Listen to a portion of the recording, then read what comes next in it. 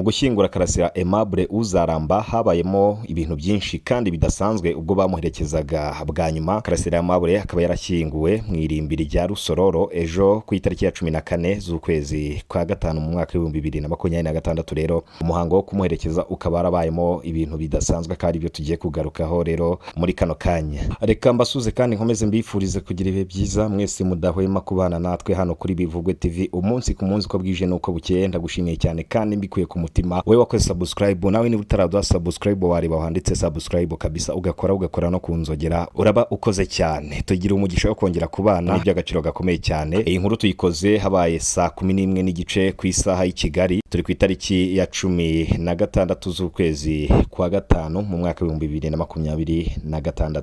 Aho rero aho uri hose ndakwifuriza kugubwa neza, waba uri mu Rwanda cyangwa se hanze yarwo, ndakwifuriza kugira amahoro ndetse n'imigisha myinshi cyane itagabanyije. Nge rero ubu tuvugana ameze neza 5 kuri 5, ubuzima bumeze neza, nta kibazo, nta burwayi. Reka nawe nizere ko kabisa nta burwayi, kandi nawe niba urwaye reka nkwifurize gukira vuba, hanyuma rero ukomeze imirimo yawe kandi ukomeze no kwiteza imbere. Kiri kandi ndababaza niba amajwi ari kubagiraho 5 kuri 5, niba ari sawa. Rero reka duhite dukomeza n'inkuru yacu. Icyo mbashishikariza no gukunda igihugu cyacu ndetse n'abayobozi bacu, ahasigaye tugakunda n'umurimo. Niba ukunda ubuyobozi bw'u Rwanda kabisa, shyira imitima myinshi muri comment, hanyuma rero tugendane 5 kuri 5. Karasira Aimable Uzaramba uherutse kwitaba Imana tariki ya 6 Gicurasi muri uyu mwaka wa 2026 ubwo yari asoje ibihano bye by'igifungo cy'imyaka 5 ubwo yari yarakatiwe mu mwaka wa 2021 n'urukiko ubwo yari akurikiranyweho ibyaha ngiye kubibutsa.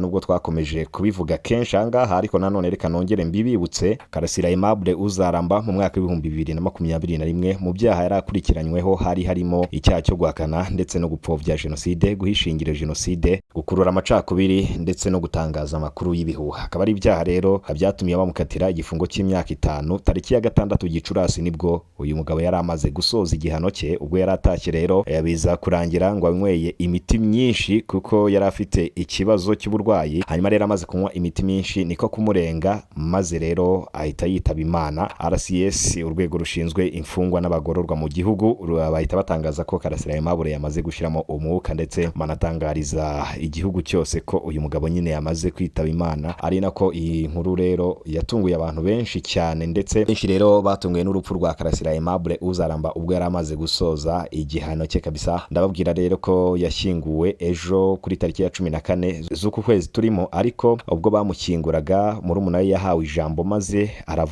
avuga ubuzima bwa Karasira Aimable. Ariko ubwo Aimable Karasira yari ariho yavugaga ko murumuna we nawe afite ikibazo. Ariko rero ku munsi w'ejo ubwo bari gushyingura ndetse no guherekeza bwa nyuma Karasira Aimable Uzaramba, ubwo murumuna we yafataga ijambo yavuze amagambo akomeye cyane ntari buze kuvugira hano kuri izi mikoro zacu. Ibyo yatangaje ndabizi ko mwagiye mubibona